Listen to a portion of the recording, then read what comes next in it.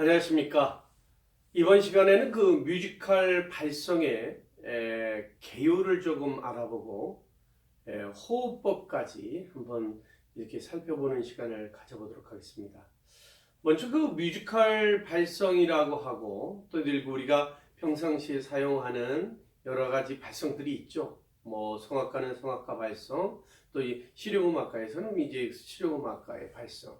특히 뭐 세스릭스라든가 여러 가지 발성이 흉성을 쓰고 복식호흡을 쓰고 그 다음에 이제 뭐 두성을 쓰고 여러 가지 복식호흡을 이용해서 사용하는 방법들이 여러 가지가 있는데요. 이제 호흡에 있어서 이 종류도 한번 우리가 오늘 알아보는 시간을 갖도록 하겠습니다. 자, 먼저 이제 발성의 개요에 대해서 말씀을 드린다면요. 뮤지컬적이고 성악적이고 이런 그 무대에서 퍼포먼스를 보이는 우리 실용음악, 이 음악을 하는 데 있어서 이 가요를 부를 때도 이 감정과 얼굴 표현 이런 것들이 많이 표현이 되죠. 물론 또 실용음악에서는 또 이제 개인적으로 노래를 하고 뒤에서 안무를 따로 도와주시는 분들도 있는데 요즘에 이제 안무도 같이 하고 그렇습니다. 예, 연기도 좀 같이 하고. 그래서 그 발성의 구성 요소는 연기라든가 연기, 그 다음에 노래면 노래, 그 다음에 또 이제 그 무용이면 무용 이런 것들을 다 총망라해서 이제 그 보여주는 쇼가 있죠. 바로 그것을 요즘에 그 한참 인기 있는 뮤지컬이라고 얘기할 수가 있겠습니다. 자, 우리는 그 실용음악에서도 이제 그 많이 퍼포먼스 할 때 필요한 것들이 이런 것이기 때문에 선생님이 좀 전반적인 얘기를 좀 할까 해서 이번에 뭐 동영상 강의를 통해서 이렇게 함께 만나게 됩니다. 자, 이게 발성이라고 하면은 우리가 동양적인 발성도 있지만 보편적으로 우리가 외국 음악을 많이 하기 때문에 서양적인 발성들을 많이 얘기를 먼저 할 수가 있겠죠. 그래서 서양의 문화가 녹여져 있는 것들이 뮤지컬 발성이라든가 다른 발성들의 모습들이다 이렇게 말씀드리죠.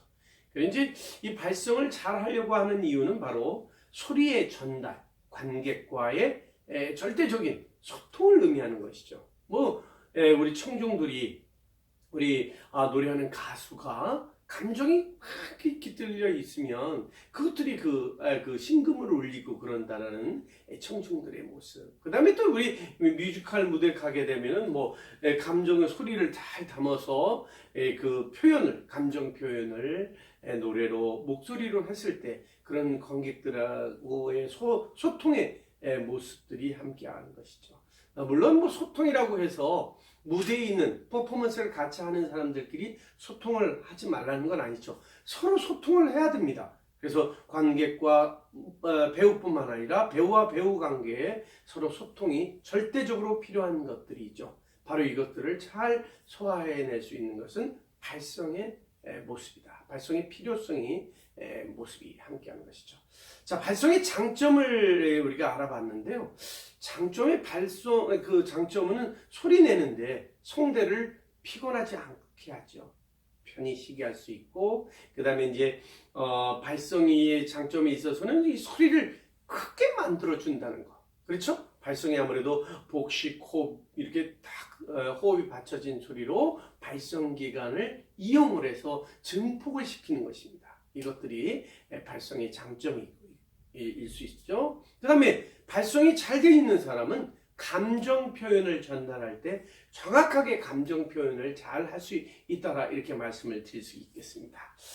뭐 발성의 역사다 이렇게 또 우리가 살펴보면 발성의 역사는 우리가 이제 쉽게 얘기해서 오페라를 들 수 있겠죠. 오페라 하면은 뭐 발성에 있어서 아주 기초적인 발성이 되지 않으면 소리를 못 낸다라는 그런 거 있죠. 뭐 오페라에 있어서는 뭐 벨칸토 창법, 마스케라 창법 여러 가지 창법이 있죠. 이런 창법들이 뭐 두송 창법 뭐 여러 가지 요즘에 이렇게 나오는데 이런 창법들이 잘 되어 있고 훈련되지 않으면 그 오페라라고 하는 장르를 얘기할 수 있습니다. 이 장르 오페라라는 말은 그 작품이란 말입니다. 작품. 그리고 그 작품에 있어서 뮤지컬로 이 변천이 되고 실용음악적으로 변천이 되고 소울적으로 변천이 되고 여러 가지가 변천이 될 수 있다라는 가장 기초적인 것이 마스케라라든가 벨칸토 창법 이런 것들이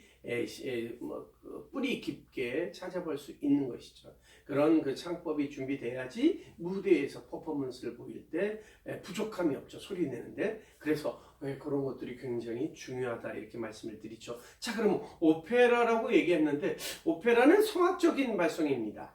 그래서 굉장히 호흡을 많이 두고 그 다음에 또 쓰는 구간이 또 연구개를 부드러운 연자를 쓰는 연구개를 많이 사용을 하죠. 그래서 호흡을 이용해서 연구개 쪽으로 소리를 보내서 이 후드가 떨림에 있어서 이렇게 함께 하는데 실용음악이라든가 이제 뮤지컬 발성 이런 그 기초적인 무대 다른 그 오페라 아닌 퍼포먼스를 보여주는 이 발성은 바로 이제 경구개를 딱딱한 경자를 써서 경구개를 사용하는 요 그 발성기관이다 이렇게 말씀을 드립니다. 그렇지만 그거에 연구개든 경구개든 이 모든 것에 그 발성기관을 사용하는 데 있어서 기본은 호흡이라는 것이죠. 이 호흡을 잘 연구를 할 필요가 있다 이렇게 말씀을 드리죠.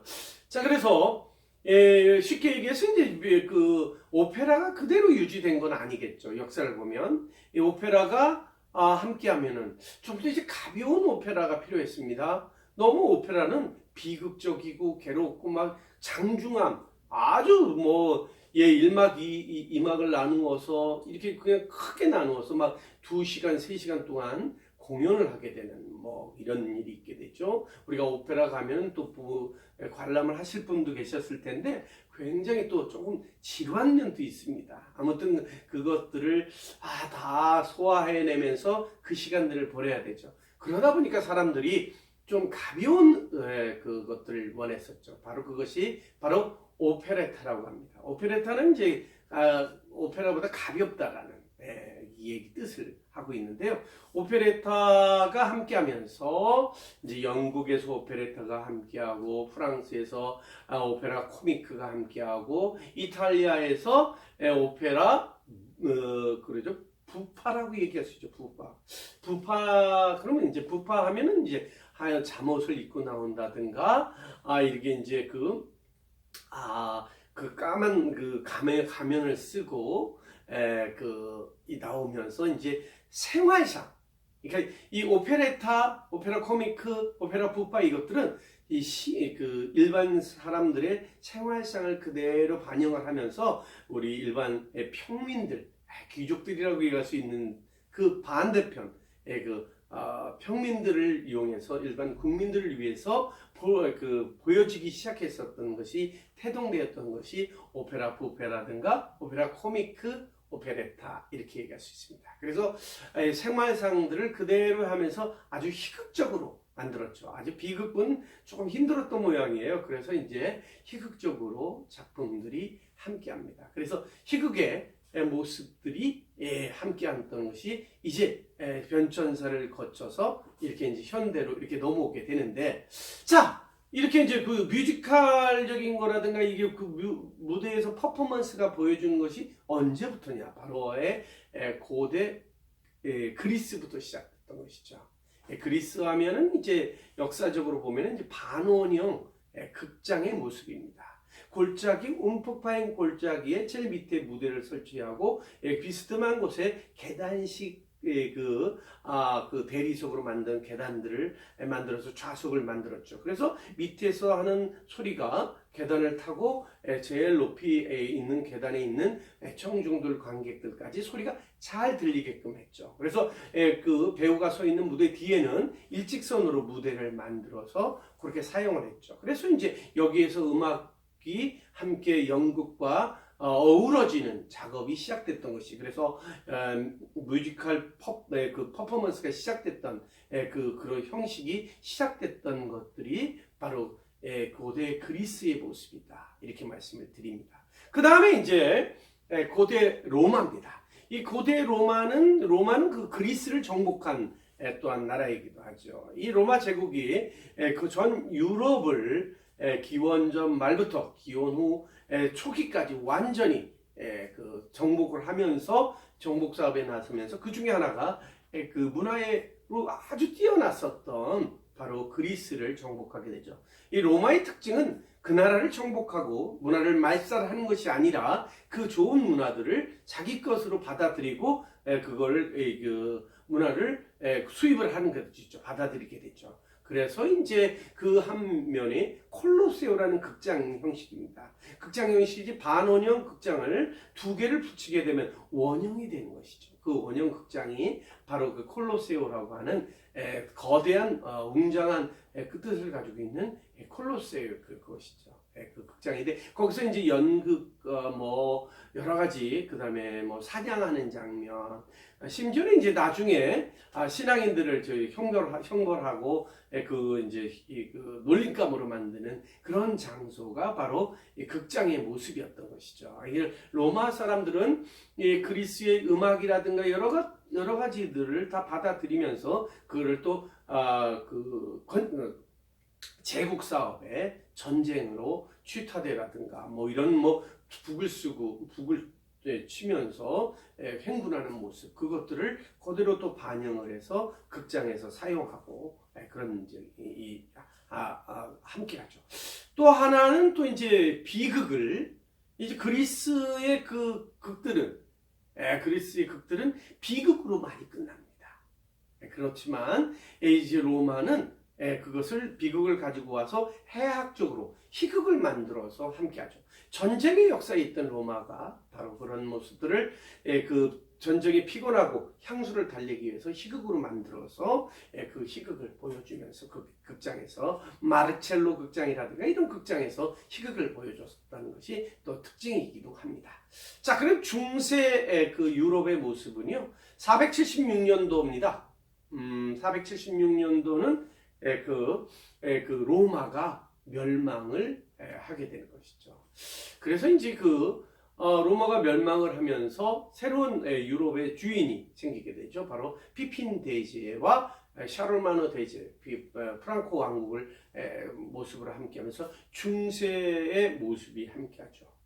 중세 모습은 고대 로마와 고대와 그 르네상스 사이에 있는 시대를 중세 시대라고 얘기할 수 있습니다. 자, 중세 시대에는 이제 샤를마누 대제가 이탈리아에는 교황령을 그 교황의 토지를 주게 되면서 거기에서 세력이 커지면서 신앙심을 가지고 전 유럽을 다스리게 되는 그런 모습 속에 함께 종교적인 차원에서 극을 함께 만들었죠. 바로 그것이 종교극이죠. 그래서 비극으로 끝난다든가 웃기고 세속적인 것보다는 종교적인 신앙적인 극을 만들었죠. 그러면서 우리가 이제 하나님께 찬양을 드리기 위해서 이렇게 성가대를 만들게 되는데 성가대 수사들이라든가 신부님들을 이용해서 공부를 시키게 되는 것이 바로 중세시대 깐토룸이라고 하는 그 음악학교가 만들어지게 되는 그런 일이 있게 되죠.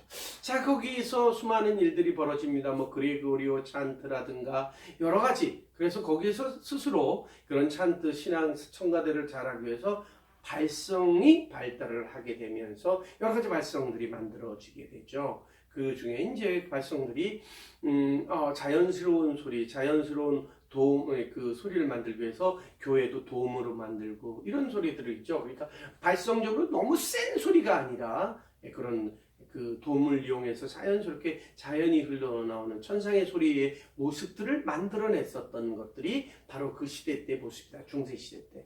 자, 그러면 이제 그 1600년대로 돌아옵니다. 1500년도 말 1600년도에 르네상스의 시작이죠. 모든 것은 과거로 돌아가자.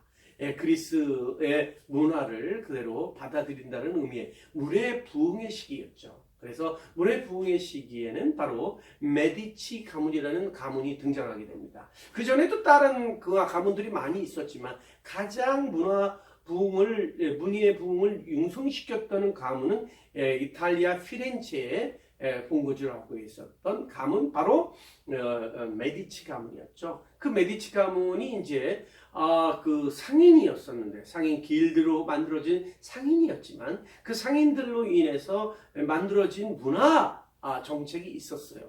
그 문화 정책에 가장 선두를 하는 것이 메디치 가문이었습니다. 메디치 가문은 바로 문화적인 거, 미술적인 거, 문학적인 거, 미술적인 거, 음악적인 거, 이런 거 모든 것들을 다 발달시켰던 가문이기도 하죠. 뭐 마키아벨리, 뭐 수많은 그 극작가들이 함께 그 메디치 가문의 그 후원금을 받으면서, 그리고 또 미술에는 레오나르도 다빈치, 미켈란젤로, 그 다음에 라파엘로, 이런 3대 르네상스의 3대 거장의 모습이 그 메디치 가문의 후원에 의해서 그 작품을 만들고, 세계적인 작품, 아직도 그 전무후무한 작품들을 그리게 되고 조각을 하게 됐던 그런 모습이죠. 그렇지만 또 다른 면으로 그 메디치 가문은 우리 악기적으로 볼 때, 자, 이 르네상스 전에는 악기가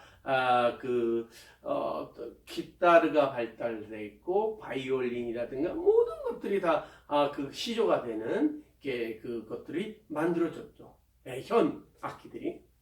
그런데 현악기를 이용해서 거대한 것들을 만들죠. 바로 크리스토퍼 폴이라는 그 음악가에 의해서 피아노를 제작해요. 그 전에는 뭐 합시코드, 그 칭칭대는 챈말로, 이런 그 악기들이 있었지만, 새롭게 피아노 포르테, 높은 아주 여린 소리와 아주 강한 소리를 자유자재로 만들 수 있는, 소리 낼 수 있는 피아노를 그때 르네상스 시대 때 바로 1700년대 만들어졌다는 것을 우리가 봐도 그 메디치 가문이 훌륭한 것이다, 함께 가문이었다, 이렇게 말씀드리죠. 그런데 거기서 또 재밌는 일이 있게 됩니다. 바로 악기 연주 사이에 막간극을 하기 시작했었죠. 그래서 바로 그 막간극이 버라이어티한 모습이었죠. 뭐 서커스를 한다든가, 아주 만담을 한다든가, 거기에다가 또 작품을 하나 쓰죠. 바로 그 작품 카메레타라고 하는 그 모임 중에서 그 막간극을 조그만 소품 작품을 하나 만들었죠. 다프네, 바로 그리스의 신화의 배경으로 해서 대사를 하면서 거기에 멜로디를 같이 집어넣게 된 것이죠. 바로 이것이 오페라의 태동이죠. 자, 노래를 하게 되게 됐던 것이죠. 그래서 성악적인 소리를 만들어내다 보니까 이제 발성법이 함께 어우러지게 된다, 이렇게 말씀을 드립니다. 자, 그 이후에 그것이 바로 오페라라고 하는 그 작품이라고 하는 지칭을 해서, 그것이 이제 그 북이탈리아로 가서 베네치아라든가 전 이탈리아에 함께 하게 되죠. 그래서 수많은 오페라 작가들, 수많은 작품들이 함께 나오게 되는 것이죠. 자, 그러면서 이제 이탈리아의 오페라가 시작되다 보니까 프랑스, 영국, 독일 모든 것들의 그 장소에서 오페라가 쓰여지고 불려지고 노래하게 됐던 것이죠.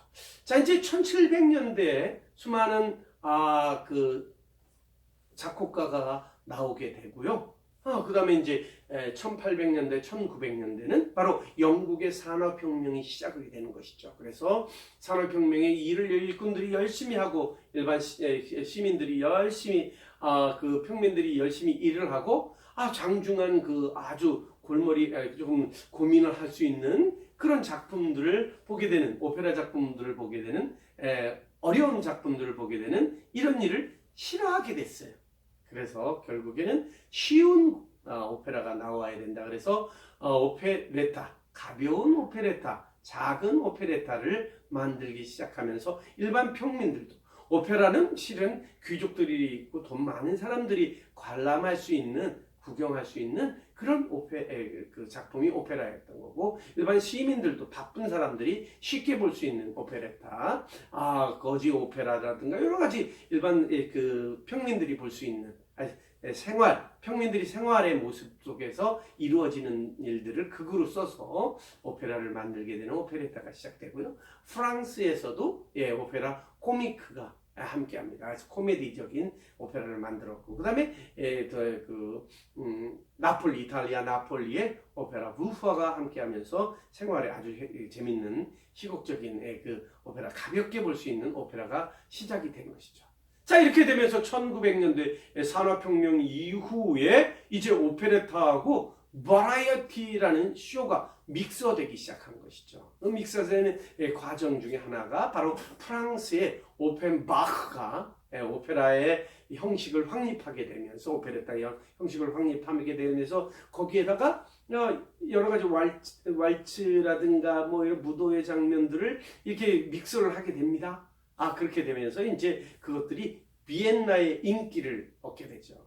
오스트리아 비엔나에서 인기가 함께하면서 왈츠 황제라는 스트라우스가 바로 오페라와 무도회를 아주 믹서를 해서 삽입을 해서 아예 이제 낭만적이고 아주 기적적인 분위기를 조금 더 가볍게 이렇게 만들게 된 것이죠.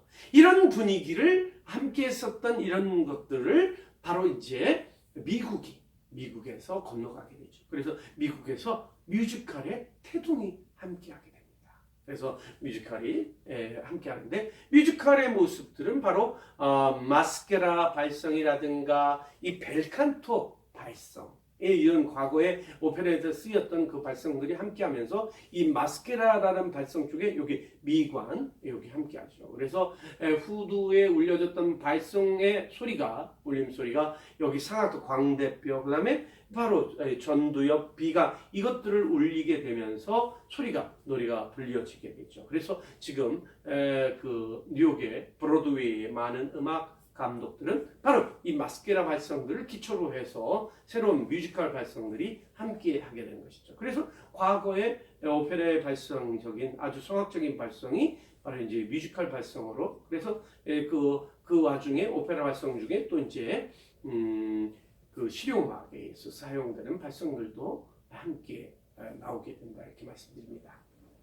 자, 그렇다면은 우리가 이제 호흡을 한번 알아봐야 되죠. 이 발성을 잘하기 위해서는 뭐 이제 발성법도 필요하겠지만 호흡법도 아주 중요합니다. 그래서 발성과 호흡과 발성 뗄래야 뗄 수 없는 그 아주 중요한 것이다, 이렇게 말씀드렸죠, 서로. 자, 호흡의 정의는 이제 무엇이냐? 이 산소를 마시는 것이죠. 입으로 마실 수도 있고 코로 마실 수도 있고 뭐 피부로도 마신다고 하는데 그건 좀 그렇고요. 일단은 그 코로 숨을 들어 마셔서 산소를 들어 마신 다음에 그 호흡을 저장을 하게 되죠. 그 다음에 그 저장하는 것을 이산화탄소로 내뱉을 때 이 후두 기관, 호흡 기관, 뭐 여러 가지 기관들을, 발성 기관들을 이용해서 소리를 만들어내는 것이죠. 그래서 호흡의 모습입니다. 호흡 시에는 어떻게 돼요? 온 몸에 호흡을 버려야 되죠. 텅 비어있는 허파의 모습 속에, 새로운 호흡이 들어가야 되죠. 호흡이 남아있어서 계속 숨을 쉬게 되면 깊은 호흡을 쉴 수가 없고, 그리고 몸에 이상이 생길 수도 있죠. 그래서 반드시 호흡을 비워야 되죠. 허파를 비워놓고 버리고 새롭게 호흡을 들어 마시는 이런 것들이 굉장히 필요하다는 것을 이렇게 말씀드릴 수 있습니다. 자, 그래서 이 호흡의 모습들은, 근데 일반 사람들은 이제 이것들을 호흡을 그냥 해버리죠. 호흡을 그냥 숨을 들어 마시고 내쉬고 이렇게 하지만 우리가 무대에서 퍼포먼스를 하시는 분들은 발성적인 소리를 만들기 위해서는 반드시 호흡을 들어 마실 때 허파 제일 밑에 요근 부분을 저장을 하고 그 저장했던 호흡을 조금씩 아껴서 후두의 그 비브라토를 이용해서 소리를 만들어낸다, 이렇게 말씀을 드립니다. 자, 그 다음에 이제 호흡의 필요성이 있게 되겠죠. 호흡은 왜 해야 되느냐? 호흡을 하는 이유는 발성적인 거에 있어서 그 편안한 상태를 만들어줘. 호흡을 아주 편하게 만들게 되죠. 그리고 좋은 딕션을 위해서 호흡이 필요한 것이죠. 호흡이 부족한데 말을 하기에는 너무 힘들잖아요. 이렇게 호흡이 긴박하게 되면은 그렇지 않습니까? 그래서 호흡이 굉장히 좋은 딕션을 만들어내는데 필요하다. 그 다음에 발성적인 힘, 힘을 만들어내죠. 호흡이 부족하면 어떻게 돼요? 발성의 소리가 약하죠. 빈약하고 이런 모습들을 얘기할 수 있고요. 그 다음에 이제 목소리의 다양화가 함께합니다. 목소리 다양화. 목소리를 다양하게 구사를 하려면 호흡이 잘 저장이 돼야 된다는 것이죠. 이런 것들이 필요한 것들이 바로 호흡의 필요성이죠. 그 다음에 딕션을 위한 호흡의 속도가 또 이제 필요한 것이죠. 그러니까 딕션을 빨리 하거나 늦게 하거나 막 이럴 때, 말할 때 그런 것들이 호흡이 잘 저장이 되고 깊숙이 준비가 돼야지 호흡을 조절할 수가 있어서 그 조절력으로 빠른 얘기, 늦게 얘기하는 얘기들을 조절할 수 있다. 그래서 호흡은 반드시 잘 저장을 해줘야 된다. 어디? 아랫배 복식 호흡으로 요근의 호흡을 저장을 해야 된다. 이렇게 말씀을 드리죠. 자, 이제 그 호흡할 때 성문이 이제 개폐가 됩니다. 들어마실 때 개폐되면서 아무것도 방해를 하지 말아야 되죠. 호흡 들어마실 때 목에 힘 주면서 그 들어마시면 안 되겠고요. 자, 성대가 자유롭게 진동을 운동하기 위해서는 호흡이 잘 저장을 돼야 되는데 바로 무슨 호흡? 복식 호흡을 통해서 얘기할 수 있다. 이렇게 말씀드리죠. 자, 호흡의 목적은 뭐죠? 네, 호흡을 목적으로 하는 사람이 여러 사람이 있습니다. 요가를 하는 사람들은 들어마시고 내쉬면서 이렇게 호흡의 조정, 규칙적으로 호흡을 하지 않으면 안 되는 모습이죠. 그래서 요가를 하는 사람들이 복식 호흡을 많이 사용을 하고 있죠. 다음에 이제 또 오페라 가수들도 복식 호흡을 쓰고 있습니다.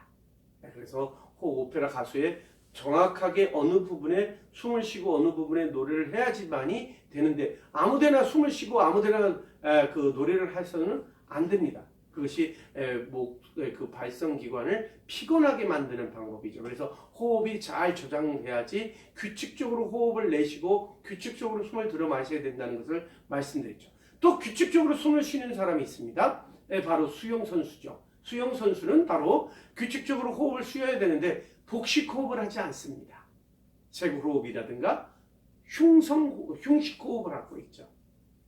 수영하는 사람이 물에 빠지지 않기 위해서 규칙적으로 숨을 쉬어야지만이 물속에서 계속 잠영을 할 수 있다 이렇게 말씀드립니다. 만일에 수영 선수가 복식 호흡을 쓰면은 이러면서 가면은 힘들게 되죠. 그러니까 호흡을 들어 마시고 온몸에 호흡을 빨리 산소를 공급하고 바로 내쉬고 바로 이런 호흡을 해줘야지만이 되죠. 그래서 수영을 하시게 되면 복식 호흡 연습하는데 아주 조금 지장이 있다 이렇게 말씀을 드리죠. 그래서 발성 연습을 하거나 호흡 연습할 때는 절대 수영을 하면 안 된다 이렇게 말씀을 저는 드리도록 하겠습니다. 자, 규칙적인 호흡이 있는가 하면은요, 불규칙적인 호흡을 하는 사람도 있습니다. 어떤 사람? 배우죠. 배우가 아주 감정적인 아주 차분하게 얘기를 해줘. 감정적으로 차분하게 얘기할 때는 호흡을 규칙적으로 쓰겠지만, 갑자기 격한 반응이라든가 격한 소리를 만들어내게 되면 갑자기 이렇게 하면서 소리를 내줘야 되는 거죠. 그래서 불규칙적으로 혼합형으로 숨을 쉬고 있는 분이 바로 호흡을 하는 분이 바로 배우들이다 이렇게 얘기합니다. 자, 호흡기관을 잘 이용하는 것이죠. 호흡기관을 잘 이용해야지 그 배우가 가지고 있는 무대에서 퍼포먼스를 하는 사람이 그 상상력을 불어일으키면서 자기 생각과 감정들을 표현하는데 아주 훌륭한 호흡의 모습이다 이렇게 얘기했죠. 호흡의 기관을 잘 이용하시게 되면은 그 배우로서 훌륭한 배우가 될 수 있다는 것을 이렇게 목을 놓아서 이렇게 말씀을 드립니다. 자, 다음은 이제 호흡의 종류에 대해서 조금 잠깐 살펴보고 넘어가도록 하죠. 자, 호흡의 종류에서 가장 유용한 호흡이라고 생각할 수 있는 것은 세골호흡입니다. 이 목으로 숨을 쉬는 거죠. 이 목으로 숨을 쉬는 사람들의 대표적인 예를 들어보면은 100m 달리기를 하셨던 분들이 복식호흡, 100m를 달린 다음에 가쁜 호흡을 숨을 쉴 때 반드시 세골호흡을 합니다. 이렇게 하죠. 그러니까 호흡을 빨리 해야 돼, 빨리 저장을 해야 되는 거죠. 그렇지만 그 급박한 상황에서는 절대 아주 깊이 복식 호흡을 하지 않는다는 걸 이렇게 말씀드립니다. 세골 호흡하면서 노래를 하시는 분들 이분들 조심하셔야죠. 대사를 하신 분들 조심하셔야죠. 음의 안정감이 없습니다. 호흡에 그 음을 쭉 끌을 수가 없죠. 음이 불안하게 됩니다. 이런 모습들이 함께하죠. 쇄골 호흡의 또 단점이 뭐죠? 목을, 송대기관을 힘들게 하는 겁니다. 목을 조이면서 소리를 내게 되죠. 그래서 쇄골 호흡이라든가 송대를 조이면서 하는 모습 중에 하나는 뭐죠? 바로 모청을 한다든가 이런 부분에서 약이 될 수 있는 호흡의 모습이죠. 남의 목소리를 자기 목소리가 아닌 발성을 하는 이유는 바로 자기 목소리를 호흡으로 만들어서 자기 목소리를 자유롭게 가지는 것, 자연스러운 목소리를 발성을 통해서 소리를 내기를 원하는데 이 쇄골 호흡은 모창은 자기 목소리가 아니죠. 남의 목소리를 흉내야 되니까 목을 조이게 되면서 쇄골 호흡을 하게 된다. 다음은 이제 흉식 호흡입니다. 이 흉식 호흡은 바로 우리가 실용음악 하는 친구들이 많이 하죠. 이 실용음악 하는 우리가 바로 이 흉식 호흡에서 흉식 호흡의 대표적인 포인트를 가지고 있는 유명한 발성 티칭 선생이 있는데 세스릭스라는 거죠. 흉식 체스트를 사용합니다. 그러면서 이제 이렇게 하면서 흉식 호흡에서 나오는 그리고 발성기관을 같이 엮으면 소리를 믹스 보이스라든가 이런 걸 만들어내기 위해서 흉식 호흡이 필요하죠. 그다음에 이제 복식 호흡을 같이 쓰는 가수들도 많죠. 그래서 그 가수들은 이제 아주 버라이어티한 아주 화려한 소리를 낼 때, 소양이라든가 박정현 이런 사람들도 다 복식 호흡을 쓰게 되죠. 그래서 아주 높은 3단 고음을 낼 때 호흡을 받쳐지면서 음을 받쳐지는 그런 일이 있게 되죠. 그래서 음이 고음을 아주 화려하게 낼 수 있는 것은 바로 복식 호흡을 사용해서 낸다. 그렇지만 이제 보편적으로는 발라드라든가 잔잔한 음악을 낼 때 이 흉식 호흡을 많이 쓰는 모습이 있는데 선생님의 바람은 우리 실용음악도 복식호흡과 흉식호흡을 같이 어우러지게 쓰면 좋겠다 이렇게 말씀을 드립니다. 다음은 이제 우리가 복식호흡이죠. 복식호흡을 대표적으로 사용하는 사람들은 여럿이 있지만 배우들이 특히 복식호흡을 사용해요. 이런 소리. 그다음에 성악가들도 복식호흡을 사용하면서 소리 내는 것들을 함께 해야 되겠죠. 그래서 배우들이 특히 복식호흡을 많이 쓰게 되죠. 그래서 격정적인 소리 이런 소리를 만들어내게 되죠. 자, 이제 여기에서 호흡을 쓰는 데 있어서 배우와 오페라를 얘기를 하게 됐는데요. 오페라 가수 얘기하게 되는데 연구계를 사용할 때는 이제 안타까운 게 복식호흡을 쓰지만 이제 발음이 정확하지 않는 거죠. 그래서 우리 배우들이 실용음악가 친구들이 노래하는 친구들이 우리가 사용해야 될 것은 복식호흡을 통해서 경구계를 사용을 해서 발음을 정확하게 하고 그 감정 호소력 있게 표현하기 위해서는 복식호흡을 써야 되는 것이죠. 자, 우리 복식호흡 하면은 우리가 어렸을 때부터 사용을 했습니다. 태어날 때 엄마 뱃속에서 태어날 때 울어야 되잖아요. 울 때 그 복식호흡을 사용했던 것이죠. 그것이 약 3살 정도 되는 나이까지 복식호흡을 사용을 했습니다. 왜냐하면 말을 못하게 되니까. 배가 고플 때 갓난아이가 엄마하고 소통할 수 있는 방법은 우는 방법인데 우는 방법에 있어서 복식호흡을 안 사용하고 쇄골호흡이라든가 흉식호흡을 사용하다가 목이 상하게 되면 말을 못하게 되는 게 됩니다.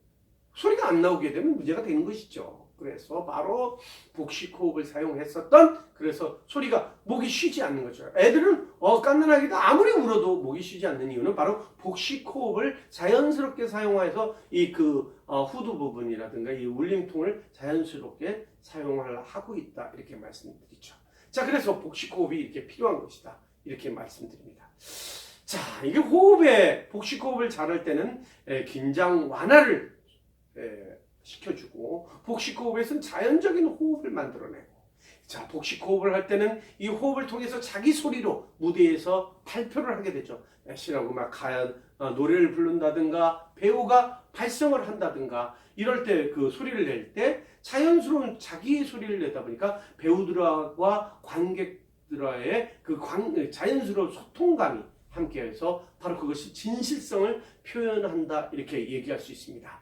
자, 복식호흡을 잘하기 위해서는 무단히 자기를 컨트롤하고 자기를 표현하는 훈련이 필요할 것 같습니다. 그래서 통제보다는 어디 억압하면서 통제하기보다는 통제보다는 자연스러운 소리를 내면서 자기 자신의 소리를 관찰하는 것이 제일 중요하다고 이렇게 말씀을 드릴 수 있겠습니다. 자, 이제 뭐 호흡에 대해서 이제 정리를 하면서 자, 이제 그림을 잠깐 한 편의 그림을 보면서 호흡의 그 경로에 대해서 한번 서로 알아보는 시간을 갖도록 할게요. 자, 이제 우리가 이제 그 그림을 한번 이제 이거는 저의 뮤지컬 발성법 책에 무대 발성법 책에 함께하는 것인데 호흡의 경로를 함께합니다. 자, 호흡의 경로를 얘기해 보시면은 자, 이제 이 그림에 자, 코의 부분입니다. 코의 부분이죠. 입으로 이 소리가 들어가도 좋은데요. 호흡이 들어가도 좋은데 입으로 들어가게 되면 흉식 호흡이 될 확률이 높습니다. 쇄골 호흡이 될 확률이 높습니다. 그래서 이게 가볍게 호흡을 하게 되죠. 가슴이 들린다라는 이렇게 말씀을 드릴 수 있고요. 자, 코로 숨을 쉬게 되는 것을 제가 강조하는 건데요. 코를 숨을 쉬게 되게 되면 바로 코로 숨을 쉬면서 이 뇌의 그 경로를 통해서 이 머리뼈와 고를 사이에 연수가 흐르고 있는데요. 그 흐르고 있는 곳으로 호흡이 들어간다고 해서 등 쪽, 등 줄기로 호흡이 들어간다고 생각하시면 추상적인 거죠. 들어간다고 생각해서 어디로 도착을 해요? 허리, 등 그 부분에 허리, 바로 허리 부분이죠. 등 허리죠. 등허리. 허리 부분에 등 쪽에 붙어 있는 그 근육이 있는데 그 근육을 바로 요근이라고 합니다. 이 요근의 호흡을 저장하는 것이죠. 이 호흡을 저장하는데 그거를 표현을 파킹이라고 얘기했습니다. 이 파킹인데 이것은 이제 많은 레미콘차가 이렇게 서 있는 것들, 그렇죠? 공기 레미콘차가 들어오는 것이죠. 자, 그러면서 그것이 레미콘차가 한 대가 어디로 가요? 단전, 약 배꼽 및 약 7cm죠. 배꼽을 엄지손가락에도 꼭 찔러시고요. 그 다음에 모든 손바닥을 다 피시면 손가락을 나열시키면 액기손가락에 닿는 부분이 바로 배꼽 및 약 7cm, 그것이 단전이라는 것이죠. 이 단전을 통해서 호흡이 뭘죠? 용수철처럼 호흡이 튕겨서 올라가게 되죠. 그래서 바로 이렇게 그 풍선처럼 돼 있는 호흡과 결합을 하게 되면서 바로 이 후두 부분으로 지나서 바로 입안의 구개 공명 소리를 만들어내는 입안을 통해서 이 연구개가 아닌 경구개 쪽으로 함께합니다. 여기에서 연구개를 함께하게 되면 성악적인 소리, 그 다음에 경구개를 하는 것은 제가 얘기했던 실용음악이라든가 배우들, 뮤지컬 배우, 연극 배우들이 사용하는 부분의 경구개의 모습이죠. 그 다음에 이것이 비강을 통해서 밖으로 소리가 나와서 이 부분에 포인트를 잡고 소리가 자연스럽게 만들어지는 것이죠. 단 이 호흡으로 복식호흡으로 받쳐진 소리가 올라가야 되지 그 소리의 호흡이 흉식이라든가 쇄골로 가서는 호흡의 깊이를 못 느끼게 되고 자기 소리를 만나지 못하기 때문에 다른 부분을 억누르게 되죠. 그래서 자연 소리를 못 낸다는 겁니다. 그래서 이 호흡의 경로 함께 해야 되는 것이죠. 이 함께 하면서 호흡의 경로가 우리들의 항상 일상이 되면서 코로 숨을 들어 마시고 호흡에 이것이 순간에 이루어져야 되는 거죠. 호흡을 들어 마셨다. 호흡이 지금 들어가고 있다. 등호흡으로 가고 있다. 요걸 저장했다. 그 다음에 복근으로 와서 복근에서 튜브를 타고 발성기관으로 지나간다. 이거를 순식간에 해야 되는 것이지 이것을 순차적으로 이렇게 생각해서는 않는 거죠. 이걸로 호흡을 마지막. 그래서 호흡의 저장은 벨트가 우리가 착용하고 있는 벨트가 있지 않습니까? 그 벨트가 있는 부분에 그 벨트가 걸어 다닐 때는 못 느끼잖아요. 그렇지만 벨트가 착용하고 있는지 알 수 있는 것은 그 허리 부분의 호흡을 밑으로 깊이 쉬면 내가 벨트를 차고 있네 이렇게 느끼는 것이죠. 그 벨트를 차고 있네 느낄 정도의 그것만 호흡을 들어 마시면 되죠. 호흡을 너무 많이 들어 마시게 되면 그죠? 배가 호흡이 많이 나오게 되면서 그거는 그 앞에 배 부분에 복근 부분에 나오는 호흡은 별로 우리의 도움은 되지 않습니다. 아까 제가 금방 얘기했던 복근의 호흡이 저장이 많이 돼야 되는 것이죠. 그래서 호흡은 밑으로 깊숙이 쉬어야지 호흡의 그 발성기관에 도움이 되는 것이죠. 자, 그래서 그게 이제 용수철로에서 이 발성기관에 다음 시간에 함께 하겠지만요. 발성기관의 모습은 여기 팀브로라고 하죠. 이 후두 부분 여기에서 비브라토 일어나면서 국의 공명, 그 다음에 상악도, 그 다음에 비강, 전두 이것들이 울려지면서 그 울림으로 S 파장이 일어나면서 바로 앞에 부분 포인트로 가서 호흡이 함께 그 소리가 비벼지면서 아름다운 소리를 만들어내는 것이죠. 이 모든 것들이 호흡이 기초적으로 되어 있지 않으면 안 된다. 이렇게 말씀을 드립니다. 그래서 오늘은 호흡의 경로와 그 다음에 호흡이 만들어내는 발성에 있어서 아주 그 필요성에 대해서 알아봤습니다. 자, 그러면 다음 시간에 발성 시간에 만나 뵙기를 소원하면서 자, 오늘 시간은 마치도록 하겠습니다. 감사합니다.